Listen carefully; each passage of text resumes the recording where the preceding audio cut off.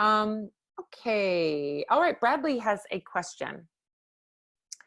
Hi, Pamita. I was wondering if you might give your experience with magical burnout. I've been feeling so disconnected and need some renewal. Quarantine hasn't been helpful. I love this question. Oh my God, I love this question. So magical burnout during this time, as we're dealing with these very big changes and lots of energy out there, this magical burnout is real. This is not something that is probably exclusive to you, Bradley. I think a lot of people are experiencing a lot of different things during this time. One of the things that I've been telling people, keep getting that message for myself, and I keep getting the message to share it with other people, is the importance of psychic hygiene, right? If I think it's so important that we wash our hands, that we do social distancing, that we don't go crazy and go hang out at the beach like a bunch of people were doing here in Southern California yesterday, which is dismaying to me. But the social distancing, the washing the hands, the wearing the masks, all of those things are really important. But equally important is your psychic hygiene.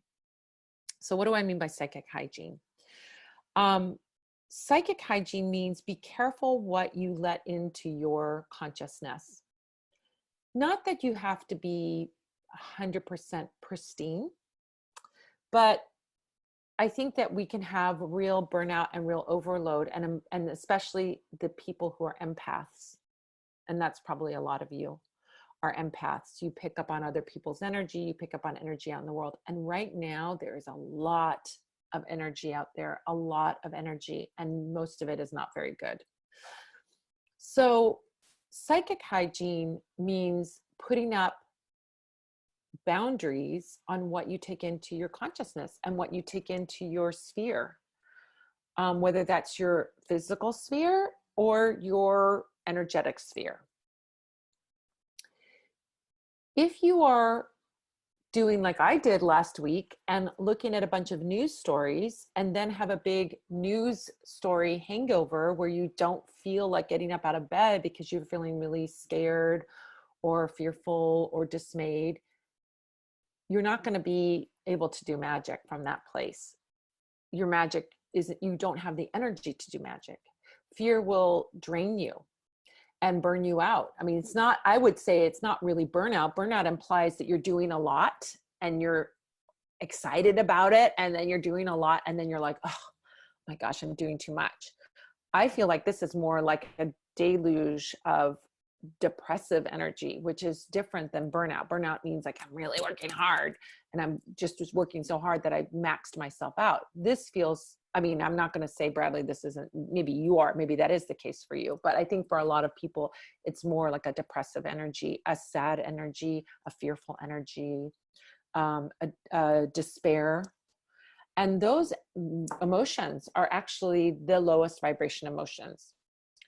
Fear, despair, those are the lowest emotions. Anger is actually a step up from that emotion. But the despair or feeling depressed or feeling fearful is the lowest. So we got a lot of that out there. So you have to limit your exposure to it. For me, well, for every one of us, we have to look and see in our interactions with the outside world, we have to draw good boundaries. And we have to acknowledge and pay attention to what we can handle and what we can't handle. So for me, I can't do a lot of news. If I for sure can't look at the news. Like watching the news is absolutely a no-go. I can dip into a little bit of written news, but I have to be super picky and super careful. If I am dipping too much into it, like I did the other day, and then I start to feel, whoa, and I can't be of service to my clients and I can't do magic from that place. I feel very unmotivated for all of it. So I do a cleanse, I do a little bath, I do my cleansing work. You can smudge, you can burn incense, you can take a bath. There's lots of things that you can do to cleanse, get some good sleep, watch a happy, funny movie, do those things that sort of balance it out and give you some distance from it, and draw a good boundary for yourself. Like, I know that it's not good for me. So I have to replace it with something else. So what have I done instead? Doing a gratitude journal every day. I'm working on my new book that's going to be, the manuscript's due in September. So I'm working on my new book. I'm doing some reading. I'm dipping into Facebook a little bit, but my dip into Facebook and Instagram is minimal right now because, and I'm muting or snoozing anybody that's posting stuff that's too depressing for me. Don't have to see them for 30 days. That's the way I draw my boundary. But everyone's boundary is different. I can't say that's the right level of boundary for you or not. You have to check in with yourself. For example, my boyfriend, he's fine with watching the news. It doesn't affect him.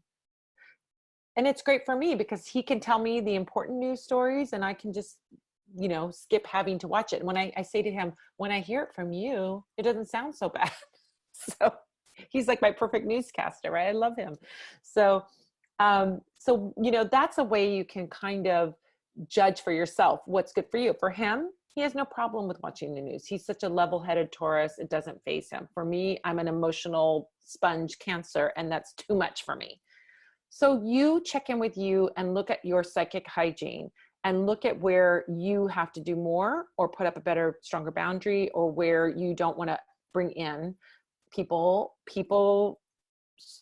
sources of information or whatever that make you feel low vibration. I watch a lot of comedies at night. I do those sorts of things. I pay attention. And when I pay attention to my psychic hygiene, I am much more effective as a spiritual worker, helping people out, doing those things that I have to show up for.